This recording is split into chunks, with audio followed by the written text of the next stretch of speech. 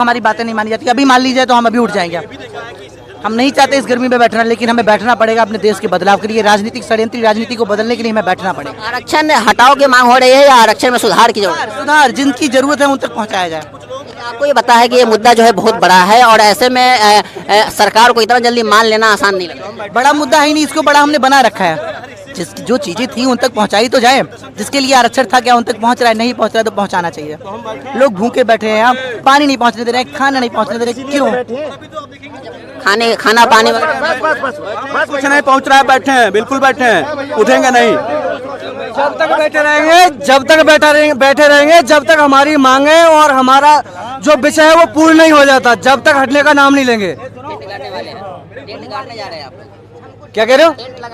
हाँ, टेंट लगाने जा रहे हैं। हाँ, टेंट भी लग रहा है। और जब तक इस देश में चिंगारी नहीं लग जाती, जब तक पीछे नहीं हटेंगे, जब तक इस देश में हर एक युवा, हर एक भाई, हर एक व्यक्ति, हर एक मातृशक्ति जब तक नहीं जाग जाती, जब तक एक चिंगारी नहीं लग जाती, जब तक हम लोग पीछे नहीं हटने वाले। मैं राष्ट्रीय अध्यक्ष श्री राष्ट्रीय क्षत्रिय भवानी सेना धर्मवीर सिंह सोलंकी। कहाँ से आए आप? मैं राजस्थान जयपुर से आया हूँ। फुल सपोर्ट है। फुल सपोर्ट है श्री राष्ट्रीय क्षत्रिय भवानी सेना का। भाई हर्ष दुबे को, भाई शुभम सिंह जी को फुल सपोर्ट है और तन मन धन से साथ है। और जब तक बैठा हूँ, जब तक हमारी मांगे पूर्ण नहीं हो जाती, जब तक भाई शुभम सिंह के साथ में बैठा हूँ। हर तरीके से बैठे, हर तरीके से। भैया बताइए। देखिए, हम लोग यहाँ पर आर्थिक आधार पर आरक्षण लागू कराने के लिए आए हैं, आरक्षण में रिफॉर्म लाने के लिए आए हैं। और जब तक हमारी मांगे पूरी नहीं होंगी, हम लोग अपने अंतिम सांस तक यहीं पर बैठे रहेंगे, जब तक हमारी मांगों को पूरा नहीं किया जाएगा। लोगों ने प्रशासन में रहकर नज़दीकी से इस जहर का प्रभाव होते देखा है, लेकिन हमारे नेताओं को नहीं देख रहा, क्योंकि अभी वो कंफर्ट में है। अभी उनकी कुर्सी जैसे लगता बची रहेगी, वो सारे उपाय करते हैं। ये जो अभियान युवाओं ने छेड़ा है कि जो आरक्षण है उसमें अब बहस करने की ज़रूरत है, डिस्कशन करने की ज़रूरत है, इसका मूल्यांकन करने की ज़रूरत है कि मिला क्या। इतने वर्षों के बाद भी अभी लगातार इसकी मांग होती जा रही है। लगातार जातियां कह रही हैं साहब हमको पिछड़ा घोषित कर दो। अब लोगों को अपने को पिछड़ा घोषित करने में, दलित कहलाने में, कहने में अपने को गर्व महसूस हो रहा है, शर्म नहीं महसूस हो रही है। आप देश को कहाँ ले जाना चाहते हो? राष्ट्र को कहाँ ले जाना चाहते हो? प्रतिभाओं को कुचला जा रहा है। और जब अयोग्य लोग किसी भी पद पर आ जाएंगे, जैसे वर्तमान में राजनीति में अयोग्य लोग हैं, उसका परिणाम है कि देश झेल रहा है। ठीक इसी प्रकार से प्रशासन में या किसी भी सेवा में जब अयोग्य लोग आ जाएंगे तो परिणाम क्या होगा? परिणाम संपूर्ण समाज को झेलना पड़ेगा। ऐसा नहीं कि सिर्फ एक वर्ग को झेलना पड़ेगा। और वास्तव में जो लाभ मिलना चाहिए था, इनके जो नेता हैं जो अपने को दलित हितैषी या आरक्षण के हितैषी बता रहे हैं, वास्तव में पूरा लाभ वही उठा रहे हैं। कुछ परिवारों तक ये लाभ सीमित होकर के रह गया है और वंचित और उसको मिल ही नहीं सकता। और अगर इसे आप 100% भी कर दें तब भी आरक्षण से किसी का भला नहीं होने वाला।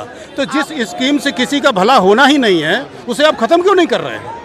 आपने नज़दीकी से इस चीज़ों को देखा है, तो मेरा ये सवाल है कि आप अभी अपने बातों में कह रहे थे कि जो उसके हकदार है उसको ये आरक्षण नहीं मिल पाता है, तो ये ऐसा सरकार क्या करे कि उन्हें ये आरक्षण मिले?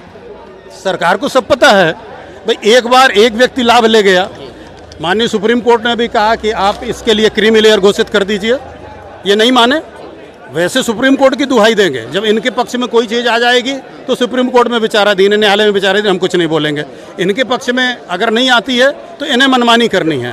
तो अब ये हमारे सुप्रीम कोर्ट से लेकर के और सब समाज इस बात को समझ गया है कि इसके पीछे वास्तव में चंद घरानों का हित है, चंद घरानों का हित है, जिस वजह से इसको कंटिन्यू किए हैं। ये उन लोगों का जो गरीब हैं, वंचित हैं, उनका ये कल्याण नहीं चाहते हैं। अगर उनका कल्याण चाहते होते इसकी समीक्षा होती। आज ये जो आंदोलन चल रहा है ये इसी में सुधार की मांग करता है कि वास्तव में किसको ज़रूरत है, कितनी ज़रूरत है। और आप व्यक्ति को सक्षम बनाइए ना, उसको मोहताज क्यों बना रहे हैं? हमारा आपका बायां हाथ दाहिने हाथ से कमज़ोर है कि नहीं है ना? क्यों कमज़ोर है?